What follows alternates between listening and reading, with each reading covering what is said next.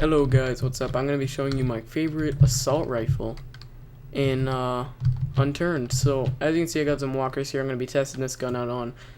But as you can see, I don't know if you know your Unturned stats or whatever you want to call it, info. This is a Maple Strike, and this is what it looks like in third person. This is how this is just like my favorite setup. This isn't just my favorite gun in the game, it is my favorite setup.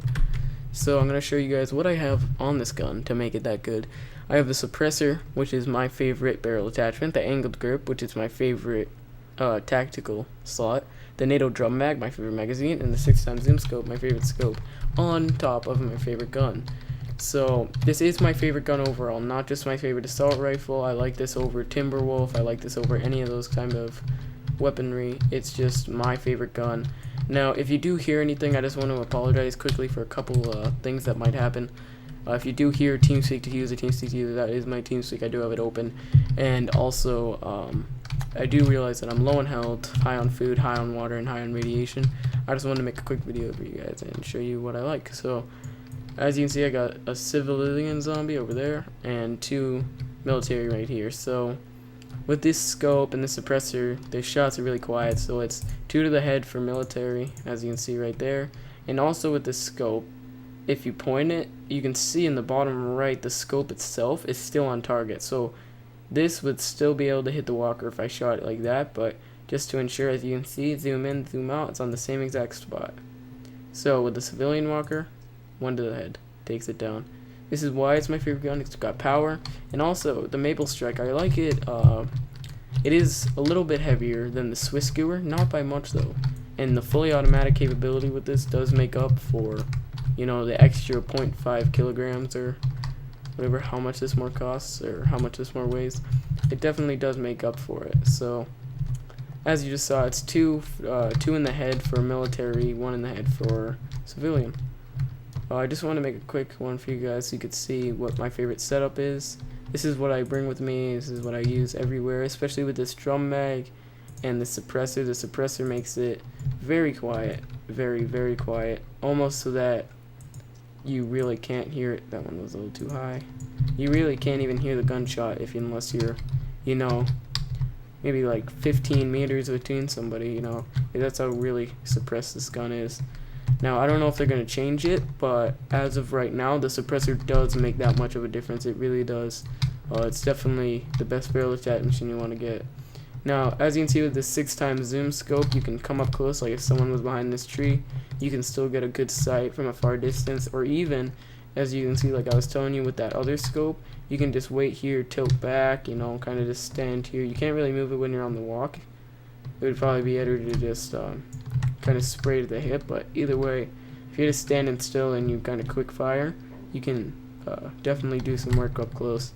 And then also, even if there was somebody up there, you can still get them. I mean, the scope or the sight is definitely 100% true to fit, as in, if I put my sight on that zombie like right now, no matter how far away I go, as long as the sight's on him, it's gonna hit.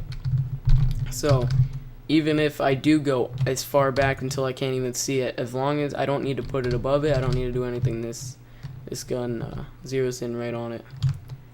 But I'm not exactly sure, I can't say I'm positive about that, because my rendering distance isn't that far, so I've never really gone so far that it has to, I have to put in bullet drop. I'm not positive, but, you know, for most scenarios, you don't have to account for bullet drop with the range that you're at.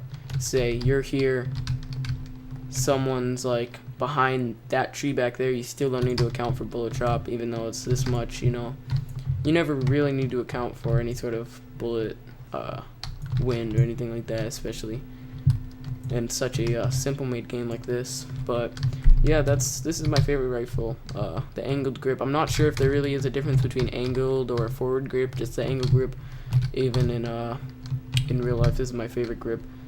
And with all these attachments, it makes for a beast of a weapon. So I'm also going to be making things on like my top machine gun and all the machine guns and all the light machine guns, all the, well, not light machine guns, submachine guns, assault rifle, snipers. Now, this gun for me beats out the Timberwolf, beats out all the other rifles that are in the game, the Zubekhanov or whatever the AK styled rifle is. beats out every rifle for me, beats out every pistol. I'd rather have this over the Timberwolf, like I said, which is even a one-shot kill to the chest for anything. But this is a chambered in NATO, which is, as you can see, chambered in NATO ammunition, 3.5 kilograms maple strike. This is chambered in military bullets, and I believe this drum mag that I'm using takes 4 military bullets to fill it up, and a regular NATO magazine is 2. I could be mistaken, I'm not sure. And also it does take these tracer rounds that you can fire off. Here, I'll actually show you guys what these do if I go ahead and eat this fresh potato real quick.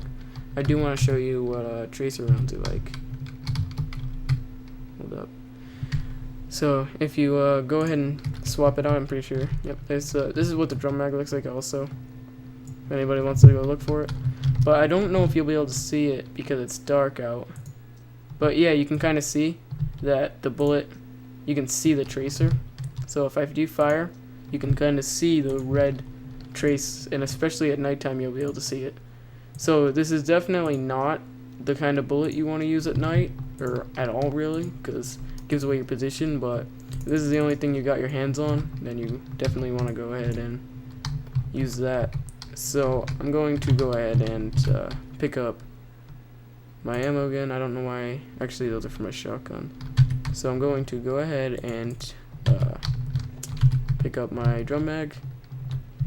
And if you guys want to know how to bring up this interface, if you're kind of new, you do press T when you have a weapon out, a firearm, and it brings up this kind of interface that you can go ahead and swap out all different attachments and all that stuff. Now really, the accessories and stuff are pretty much used for every single gun in the game. You can even get the 20 times zoom scope that you can only find on the Timberwolf and put that on, say, a Magnum or a, I don't know what they call it in this game, revolver, I'm not sure what they call it.